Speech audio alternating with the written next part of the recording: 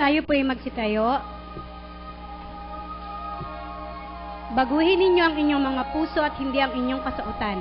Sabi ng Panginoon, manumbalik kayo sa inyong Diyos.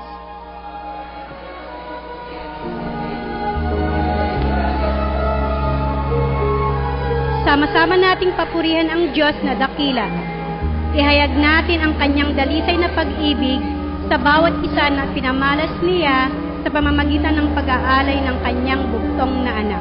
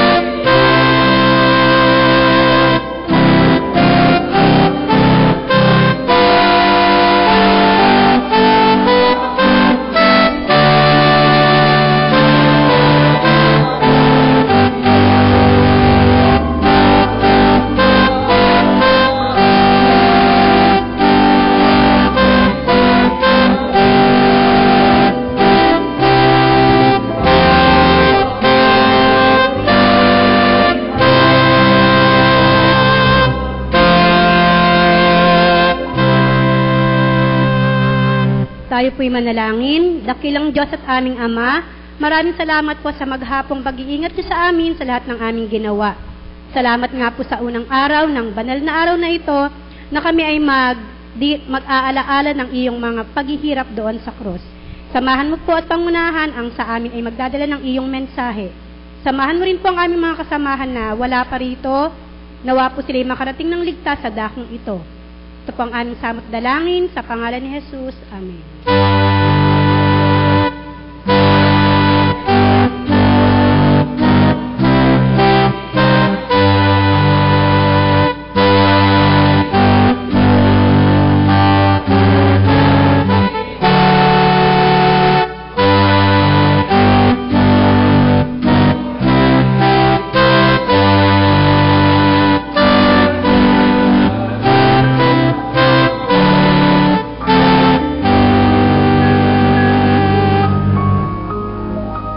Tayo po'y makakaupo na atin pong buksan ng ating banal na aklat sa Lumang Tipan sa Isayas, Kabanata 53 para po sa pagbasang tugunan.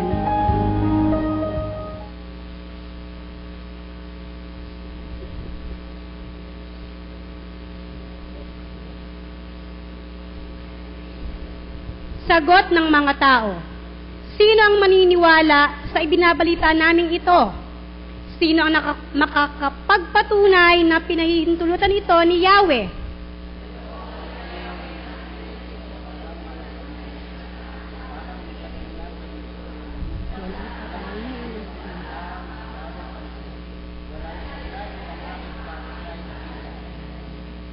Hinamak siya ng mga tao at itinakwil.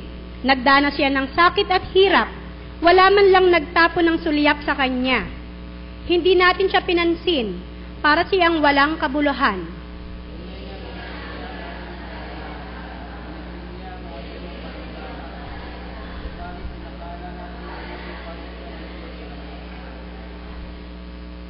Dahil sa ating mga kasalanan, kaya siya ay nasugatan. Siya ay binugbog dahil sa ating kasamaan.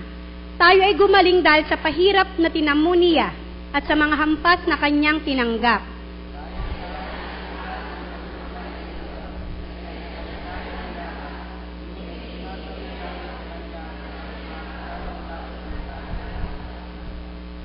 Siya ay binugbog at pinahirapan, ngunit di tumutol kahit kamuntiman.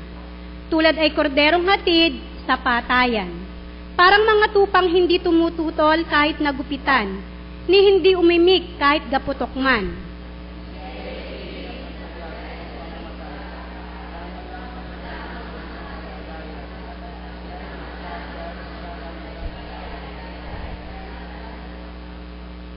Siya'y inilibing na kasama ng masasama at mayayaman, bagaman wala siyang kasalanan o nagsabi man ng kasinungalingan.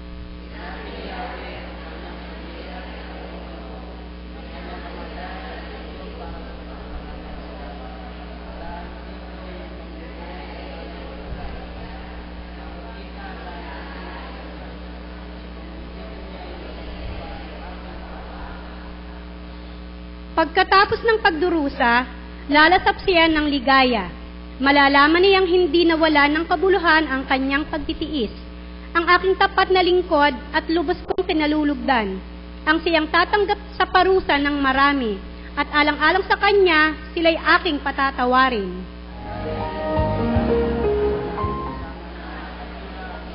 Pagkat kusang loob niyang ibinibigay ang sarili at nilasap ang kaparusahan ng masasama. Inako niya ang mga makasalanan at idinalangin sila'y patawarin.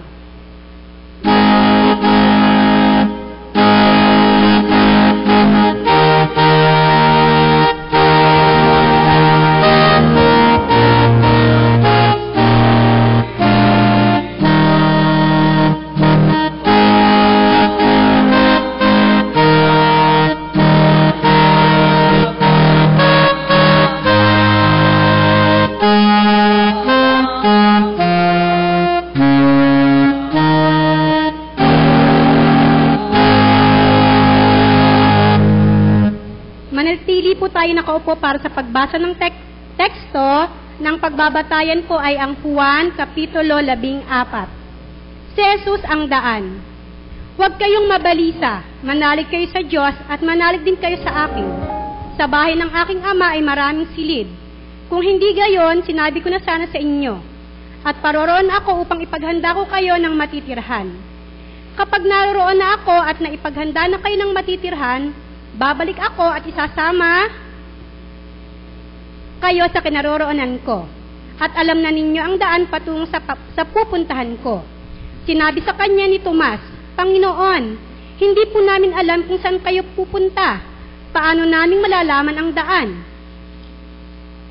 Sumagot si Jesus, Ako ang daan, ang katotohanan at ang buhay. Walang makapupunta sa Ama kundi sa pamamagitan ko. Kung ako'y kilala ninyo, kilala na rin ninyo ang aking Ama. Mula ngayon ay kilala na ninyo siya at inyong nakita. Sinabi sa kanya ni Felipe, Panginoon, ipakita po ninyo sa amin ang Ama, at masisiyahan na kami.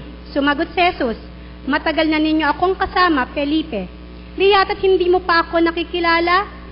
Ang nakakakita sa akin ay nakakakita na sa Ama. Bakit po sinasabing ipakita mo sa amin ang Ama? Ganon din po sa talata 12. Sinasabi ko sa inyo, ang nananalig sa akin ay makakagawa ng mga ginagawa ko at higit pa rito, sapagkat pupunta na ako sa Ama. At ang anumang hilingin ninyo sa Ama sa aking pangalan ay gagawin ko upang maparangalan ng Ama sa pamamagitan ng Anak. Gagawin ko ang anumang hihilingin ninyo sa pangalan ko. Pagpalain nawa po tayo sa pagkabasa ng kanyang banal na salita.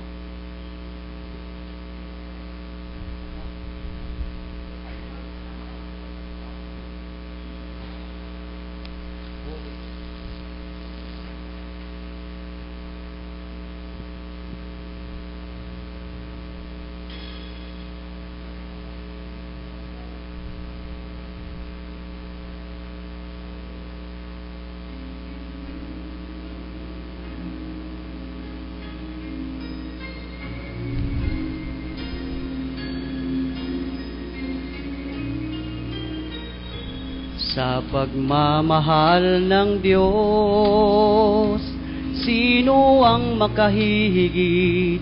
Meron ka bang nababati? Bugtong na anak, hindi niya ipinagkait. Nanaog sa mundo, nagdusa, dumanas ng libong sakit. Purihin ka sa dakilang pagmamahal mo. Kahit bayaran ka, hindi sapat ito upang ibalik ang iyong itinigis ng iyong anak para sa akin.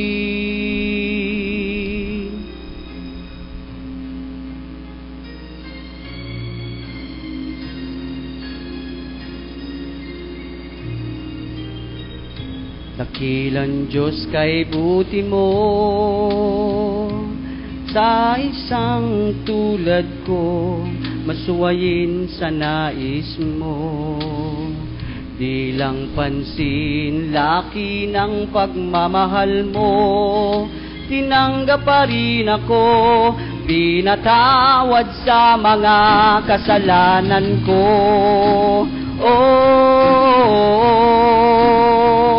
Purihin ka sa dakilang pagmamahal mo. Kahit bayaran ka, hindi sapat ito upang ibalik ang iyong itinigis ng iyong anak para sa akin.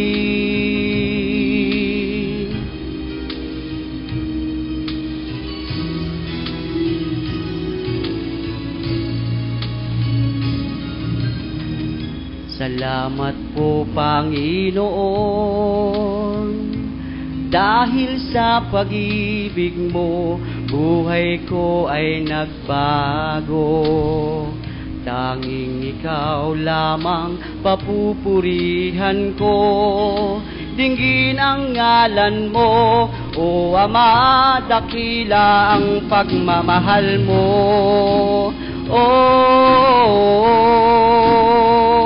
Purihin ka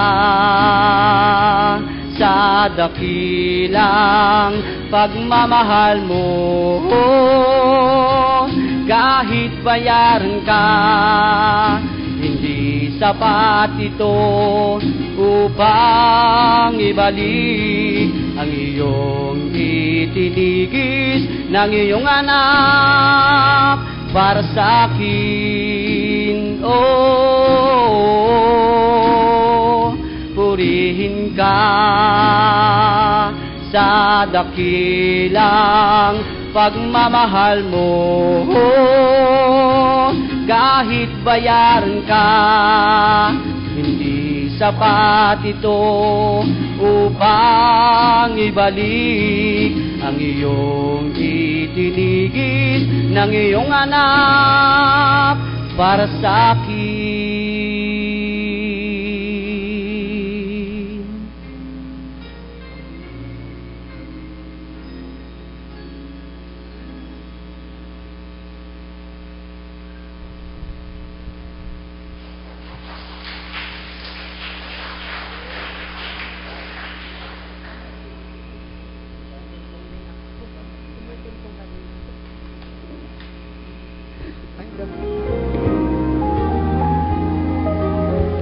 Maraming salamat, Dennis, sa iyong awit. Ang kaunting kaba na nararamdaman ko kaninang nakaupo ako doon ay dahil inspiring yung pagmamahal ng Diyos na iyong inawit. Tayo po'y manalangin. Sumahan niyo po ako sa panalangin. Maraming salamat, O Diyos, at kami nagkatipon-tipon sa hapong ito sa pagsisimula ng aming araw-araw na pagbubulay-bulay sa iyong mga salita. Napakapalad po namin dahil kami ay nakalalapit sa iyo, nakapagsasabi ng aming mga damdamin at nakapagtatanong Katulad ng mga disciples, apostles nung unang panahon, na sila ay nakapaligid at nakikinig, nag-aaral, at nakapagtatanong sa Kanya. Sa hapong ito, Panginoon, nawa ang mga salitang magmumula sa aking mga labi ay hindi galing sa aking pag-iisip, kundi nagmula at inasbasan mo mula sa iyong banal na ating banal na aklat. Inihahandog po namin ang lahat ng ito sa iyong banal na pangalan ng iyong anak na si Jesus. Amen. Kanina pong hapon, ako'y kararating lang, alas 3:30 ako galing Infanta. Medyo traffic sa Lukban. At malakas na malakas ang tunog. May loudspeaker. 2 malaking tent ang nandun sa plaza nila. Ay, mayroong pasyon, pagbasa ng pasyon. Sabi ko sa driver, aba, bakit iba na ang tono ng pasyon? Modern, parang rap. Parang rap ang tono, ang pag-awit nila ng pasyon. At pagkatapos ay nagsiserve sila ng mga soft drinks, may mga kung ano-anong mga pinakakain yung mga nagpapasyon, at meron namang mga naggagawa ng mga handa ng inihahanda nila para daw dun sa dadalhin sa simbahan. Noon naman kami nasa Louisiana, iba namang mga sizes ng mga cross ang kanilang ginagawa. Nandun din naman sa kanilang basketball court. Kaya naisip ko, iba-iba talaga ang paghahanda ng mga Kristiyano, na nagpapahayag na mga Kristiyano para sa pagdaraos ng Lent. Tayo dito sa UCCP, talagang namulat na tayo na ang pagdaraos natin ng Lent season ay ating ginagawa sa pamamagitan ng pag-aaral ng banal na salita. Pagbubulay-bulay sa mga katotohanan, precious words na nakukuha natin sa Bible. Kasi hanggang ngayon, talagang matatanggapin natin napakahirap maintindihan ang mga nilalaman nito. At kung hindi tayo inspired by the Holy Spirit, ay baka pasok na sa ating nabasa natin, pero ang sabi nga doon sa literacy ay prostration level ng comprehension. 3 levels po ang comprehension. Unang-una ay prostration level, ibig sabihin nababasa, hindi naman naintindihan. Meron naman na instructional level, ay nakakabasa, pero maya't maya may tanong ng tanong, Sir, Ma'am, anong ibig sabihin ito? Pastor, ano po ito? So, hindi makapagbasa ng sarili, ng nag-iisa, at laging may questions. At yun namang isa ay independent reader, ay mataas ang comprehension. Kasi, taglay na niyang lahat ng reading skills. Marami tayo dito, yung ating mga lay workers, Gagapagsalita natin dito, ay sila ay mga independent readers of the Bible. Pero, dahil din sa mga discussion na nagaganap sa ating mga Bible study, sa pamamagitan nila at inyong mga reactions, ay yumayaman ang kanilang comprehension sa words of God. So, ngayong hapon, ang binasa po ng ating kapatid na si Te, ay aking babasahin sa wikang Ingles. Iba po ang dating para sa akin. Hayaan ninyong ulitin ko, mabilis lamang po naman pag sa Sabi po, do not let your hearts be troubled. Trust in God. Sa iba pong version, believe in God. Trust also in me. Meron na kayong nakakalito doon, Trust in God and trust also in me. In my Father's house are many rooms. If it were not so, I would have told you, I am going there to prepare a place for you. And if I go and prepare a place for you, I will come back and take you to be with me, that you also may be where I am. You know the way to the place where I am going. Thomas said to him, Lord, we do not know where you are going. So how can we know the way? Jesus answered, I am the way, the truth, and the life. No one comes to the Father except through me. Jesus was the one talking, but he is referring to the Father. If you really knew me, you would know my Father as well. From now on, you do know him and have seen him. Philip said, Lord, show us the Father, and that will be enough for us. Jesus answered, Don't you know me, Philip? even after I have been among you such a long time? Anyone who has seen me has seen my Father, the Father. How can you say, show the Father? I tell you the truth.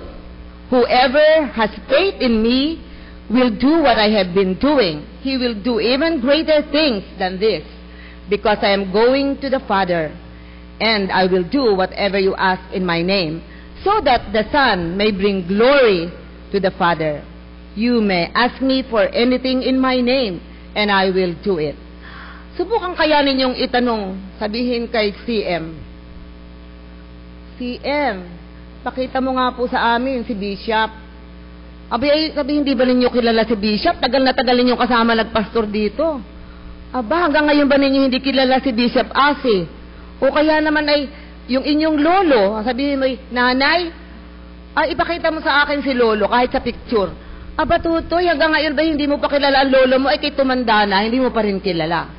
So, ganyan po ang mga napakasimpleng mga bagay na hindi ko rin malirip kung bakit nagtatanong ng ganun yung mga nakapaligid lagi kay Jesus. But we are very privileged. Tayo ay mapalad dahil meron tayong naririnig at nababasang mga salitang ito. In John's Gospel, chapters 14, kasama na rin po yung chapter 15 and 16, nakikipag-usap si Jesus sa kanyang mga kaibigan. Alam niyo, namili siya ng kanyang mga friends. O ngayon, mga dabarkads, mga apostoles, disciples, mga kasama niya lagi. Katulad sa church, yung ating binuo noon ni Pastor Junuel, meron siyang mga laging kasama, si CM, marami ding kasama, na lagi niyang kaniig. At binibigyan ni Jesus ng pagkakataon na magtanong. Inihanda niya ang mga ito sa nalalapit niyang pag-alis.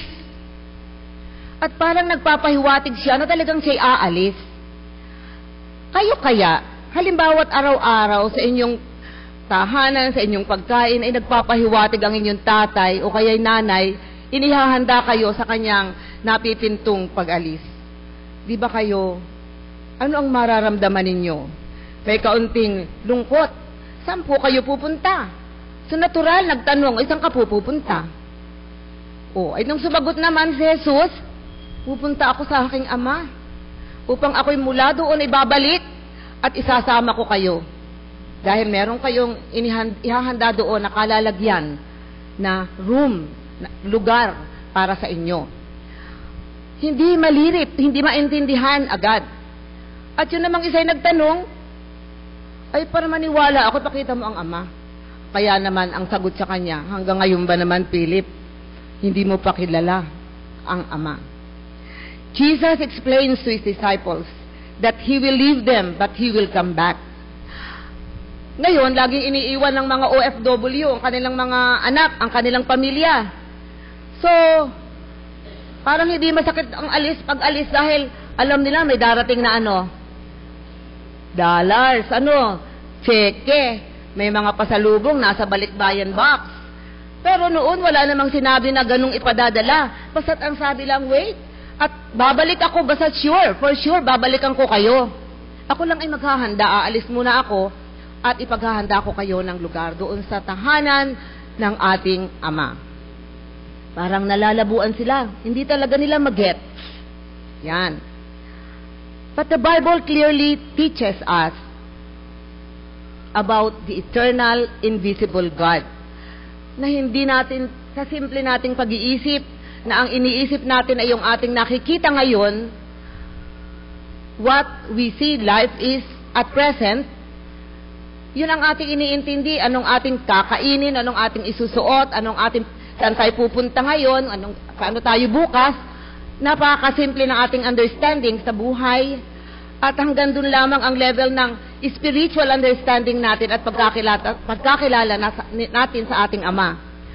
Ay salamat na lamang at meron tayong mga guide sa ating church na nagpapaliwanag sa atin. Marahil, kailangan natin na dumalo sa ating mga pagpupulong para mag-aral. At kung hindi naman kayo makadalo, magbasa at magnilay, manalangin, upang magkaroon ng understanding, hindi frustration level ng understanding. Yung frustration level ng understanding ay zero comprehension yun. Ay talagang kakabo. Ano? So, nakatingin yung ating teacher ng English. Alam niya yung frustration, independence, at saka instructional level. So, yun. So, we need to see our lives in the perspective of eternity, yung buhay na walang hanggan na tinutukoy ni Jesus nung sabi niyang siya'y aalis. Hindi yun ngayon, hindi yun dun lang sa kabila, hindi yun pupunta lang sa ibang mga bayan, hindi. Siya ay lalayo, pero it's a noble purpose ang kanyang paglayo. Kaya lang, nalulungkot ang kanyang mga kaibigan. Totoo kaya na siya ay babalik? Nandun pa rin po ang doubt. Siguro naman doon sa isang anak na hindi naniniwala sa kanyang ama, sa kanyang tatay na babalik, ay ganun din. Nandun ang agam-agam na baka si tatay hindi na bumalik. Dahil meron pong mga OFW, ang sabi, ako'y pupunta muna sa US. Hala, isanla natin yan. Ako muna ang mauna. At isa-isa ko kayong papupuntahin. Kaiba naman yun, ano? Ayan. Abay, hintay ng hintay. 1 taon, 2 taon, 3 taon. Lifetime na. Abay, hindi nagpapadala ng pangbili ng ticket. At yung pala nag-asawa na ng iba doon. Mayroon ng ibang pamilya. Kaya, yung mga pinangakuan na babalikan o pasusunurin ay hindi na nakapunta. But the promise was noble and holy and precious. At sana naman ay ating pahalagahan dahil ang pangako ay babalik siya. Hindi natin alam kung kailan siya babalik. But what is important is trust. Kaya nga nakalagay, trust in the Lord. Manalig, maniwala, manampalataya, believe, trust. At kapag yan ang nawala, ay tayo ay magiging mabuhay. Tagal naman nun, kailan pa kaya yung sinasabi dun sa Bible na ay mabubuksan ng langit, makikitang mga angels, magkakaroon ng liwanag, ang tagal nun na. Abay, millennium siguro pa.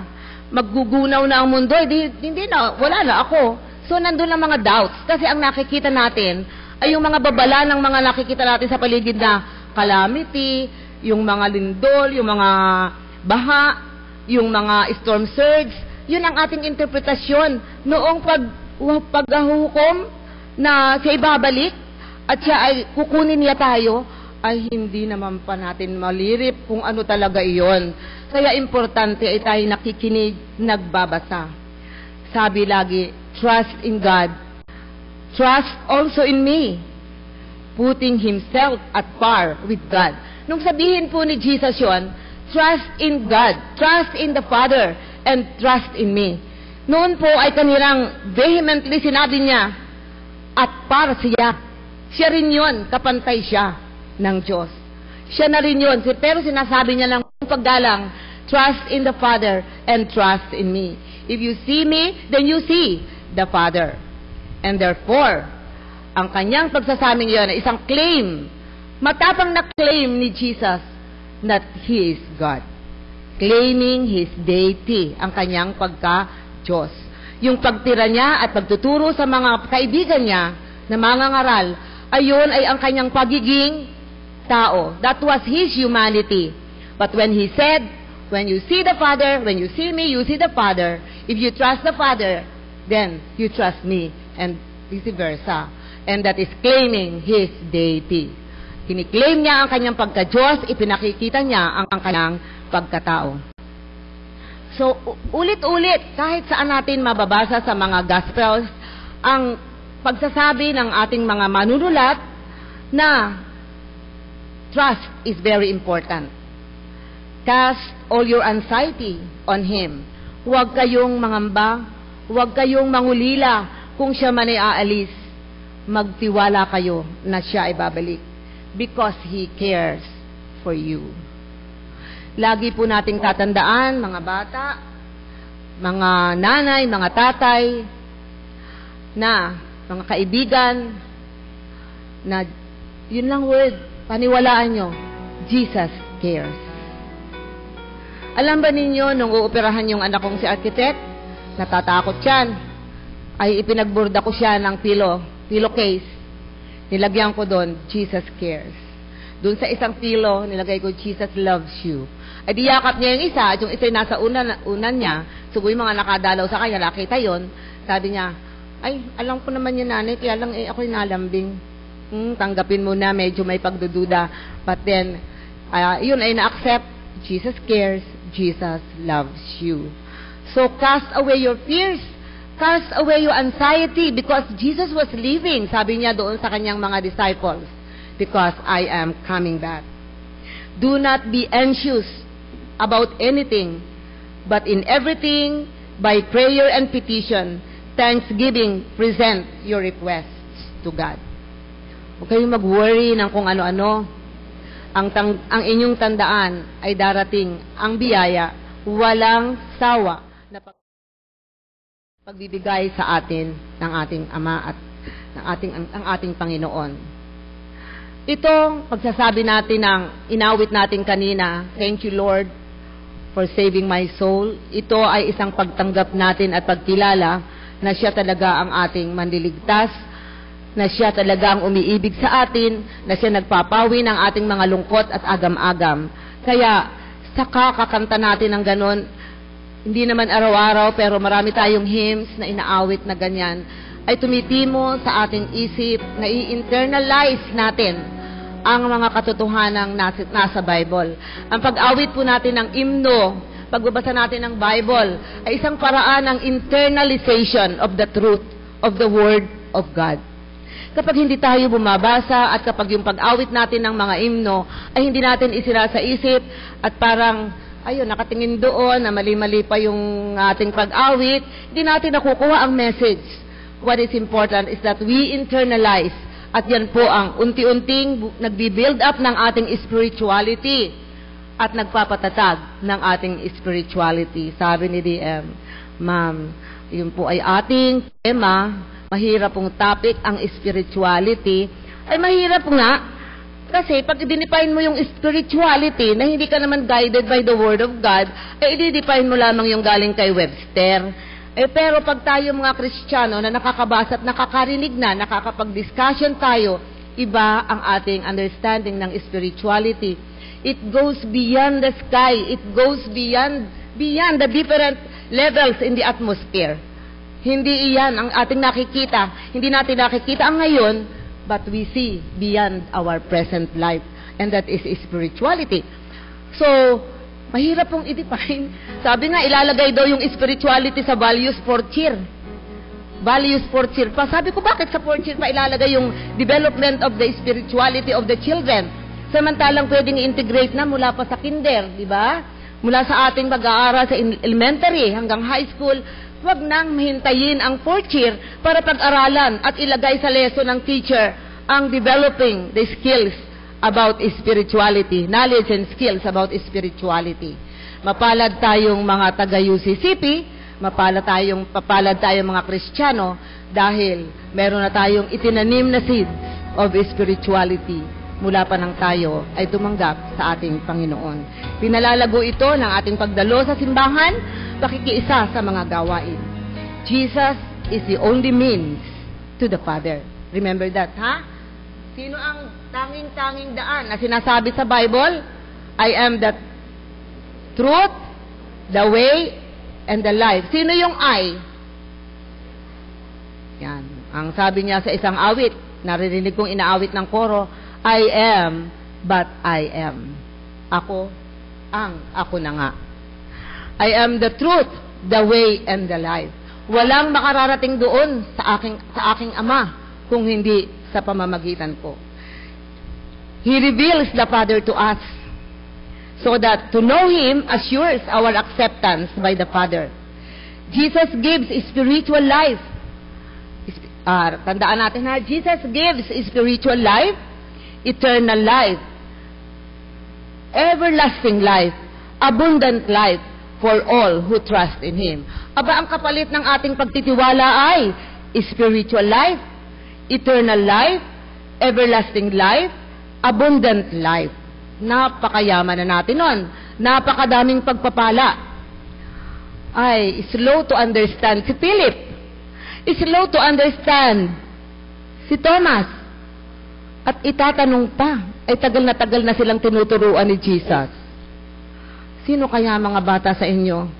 Hanggang ngayon ay kulang pa ang pagkaunawa. Kaya attend pa, basa pa ng Bible. Ay, mga teacher, magturo pa. Mentor them. At ako'y nagpapasalamat dahil ilan na nga po ang ating LFP graduates na nakakatulong sa ating mission, LFP. Ilan na nga po sila? Opo, dito, 8. O, ako kasi ay, sabi ko nga, pag may time, ay parang masyado nang magulo ang takbo ng aking ng aking time. Alam naman ninyo kung ano na ngayon ang aking kalalagyan. But then, kapag may panahon talaga, hindi lang naman po itong simbahan natin sa Magilang aking pinupuntahan at pinaglilingkuran. So, kahit na po siguro ako hindi yung katulad ninyo na nag-aral para maging lay worker, nakagraduate, nakagawa ng mga sermons, I am trying my best to be the best of what I can. Hindi good lang kasi good ay kailangan ay better at meron pang best sa pag-aaral ng Bible. Okay. So, tayo ba'y magtatanong? Where are you going, Jesus? Saan ka pupunta? Itatanong pa ba natin sa Kanya yon? Where are you going, Lord? At itatanong pa natin, where is that Father's house that you are referring to? At nasaan po yun? Tayo ba ay magiging katulad ni Thomas at saka ni Philip? Ha, kapatid na baby? Parang hindi na tayo bagay na magtanong pa ng, nasaan na po kaya nilalagay yung mansion, yung mga rooms? Ano po kayang itsura ng rooms? Hindi iyon talaga physical illustration ng room. Kaya pag mataas ang ating understanding of the Word of God, ang ating spirituality, kasi sinasabi ko nga, katulad ng pag-ibig ng Diyos na higit sa taas ng langit, higit sa lalim ng dagat, higit sa lawak ng daigdig ang kanyang pag-ibig sa atin, dapat ganun din, kataas, kalawak, at kalalim ang pagkaunawa natin sa kanyang mga salita because we trust and love Him. So in closing, my dear friends and brothers and sisters, trust in God, trust also in me, says Jesus. Surely, trust is at the heart of our relationship. Maging sa relasyon natin sa ating mga anak, sa ating asawa, sa ating mga kaibigan, trust is a very potent element. Trust, pagkatapos, yung tao na ating pinagkakatiwalaan, we respect that person. We respect God. We love that person. We love God. Trust in God. Trust also in me, says Jesus. Surely trust is at the heart of our relationship with the Lord. We may not understand everything in the Bible. We may have questions. Katulad din ng mga disciples, marami silang tanong. Kaya mahiya magtanong. Pwede naman tayo magtanong. When we pray, we can also ask. When we attend Bible study, we can also ask our leaders. And there's nothing wrong in asking. But relevant questions, please. Alam na minsan itatanong pa. Minsan naman ay yung mga tanong na nagtetest lang kung alam ng leader, ay nakakalito din sa isang Bible study leader na nagtatanong ay wala naman yung kanyang level ng spirituality, kundi sila ay parang nagbibiro. Nakakagulo lang, But it's all right kung tatanggapin niya ang tamang sagot ng leader. We may have questions just as the disciples had questions. But if we have come to a saving faith in Jesus, ICM, ito pong words na ito, na na-pick up ko sa Bible, ay tatandaan ko na. At ngayon ay gagamitin ko na. When we come and achieve a saving faith in God.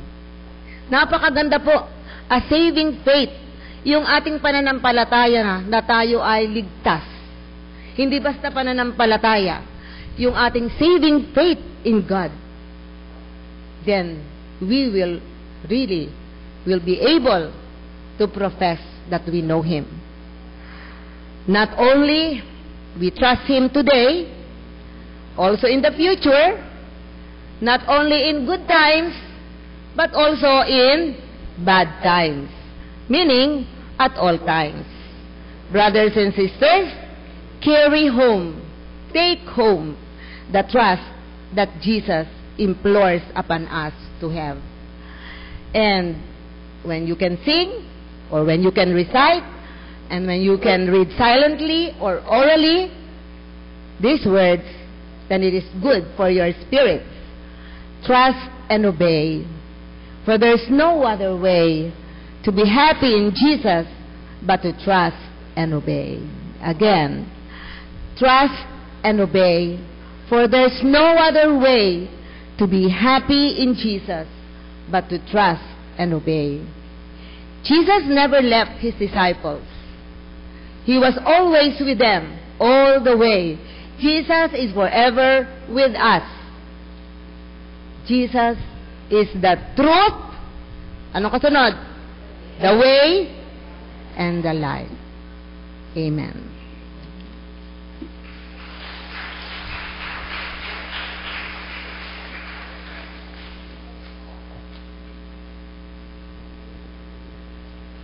Gayon na lamang ang pag-ibig ng Diyos sa bawat isa sa paghahandog ng kanyang bugtong na anak upang tayong lahat ay mailigtas. Ipahayag natin ang ating pasasalamat sa pamamagitan ng buong katapatang paghahandog.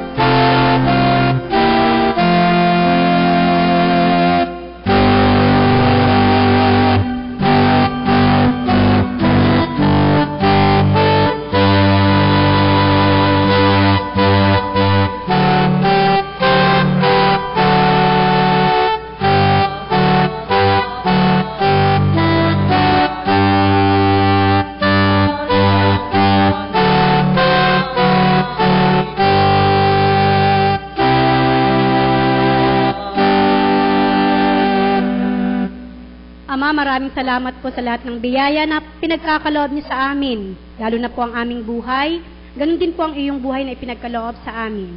Ngayon po ay aming ibinabalik sa iyo bilang handog. Nawa po ito'y magamit namin sa pagpapalaganap ng iyong gawain dito sa lupa. Salamat nga po sa mga taong nagkaloob nito. Patuloy niyo po silang pagpalain. Sa pangalan ni Jesus, Amen.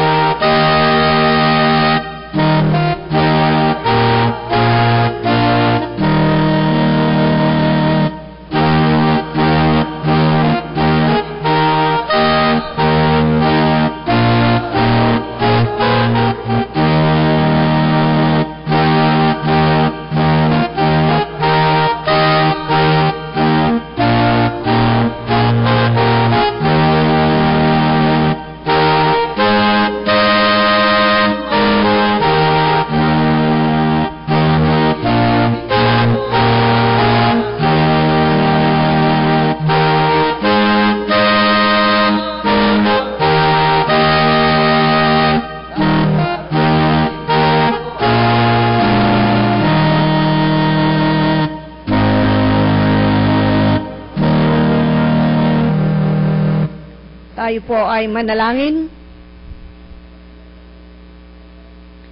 Labis, O Diyos, ang aming kagalakan sa gabing ito, na minsampay kaming iyong mga anak ay nagsama-sama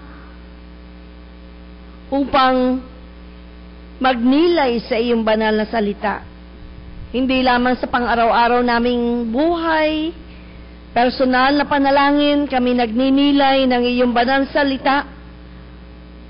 Gayon din sa ganitong pagtitipon-tipon ng iyong mga anak. Ninanamnam namin, O Diyos, ang tamis ng kahulugan ng iyong banal na salita. Salamat po sa iyong mga anak na naririto, na naghahandog ng kanilang panahon at buhay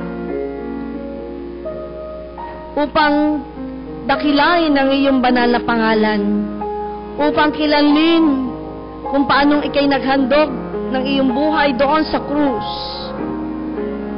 at tanggapin namin ang iyong mapangligtas na pag-ibig na ibinibigay at nihahandog sa bawat isa sa amin sa buong sangkatauhan.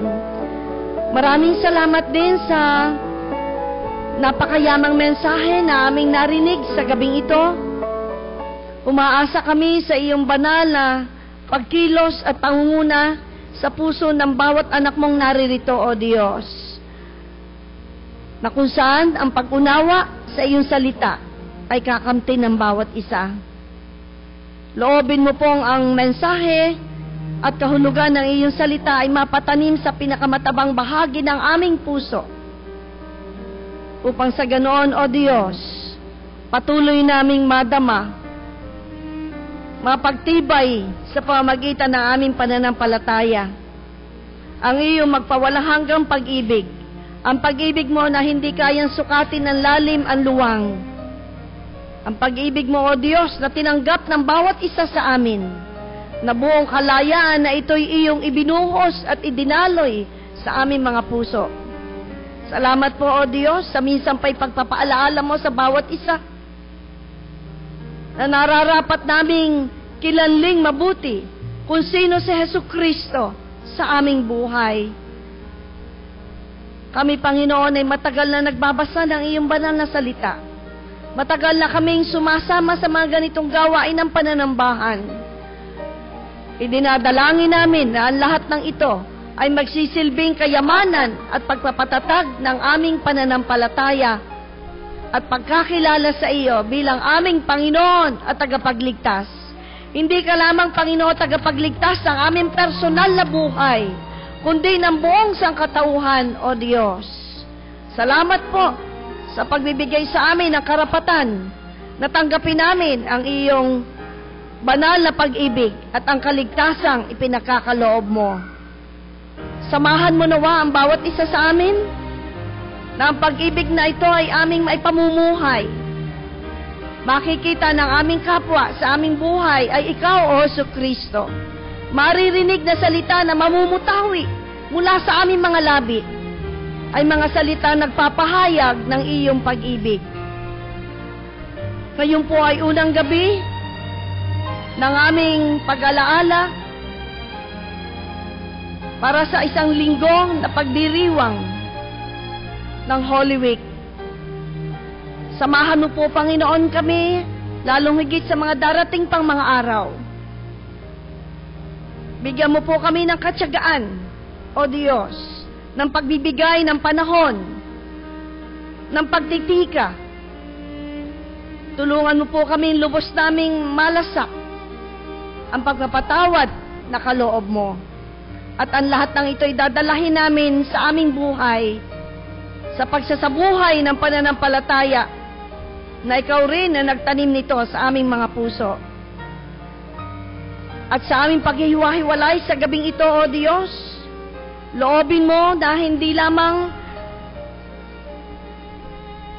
ang banal na salita mo ang dadalhin namin sa aming buhay, kundi dadalhin din namin ang iyong banal na bendisyon. Dumadalangin din ako, O Diyos, na loobin mo pong akong iyong abang lingkod ay maging karapat-dapat sa iyong banal na harapan, na maging daluyan ng iyong pagpapala para sa bawat isa.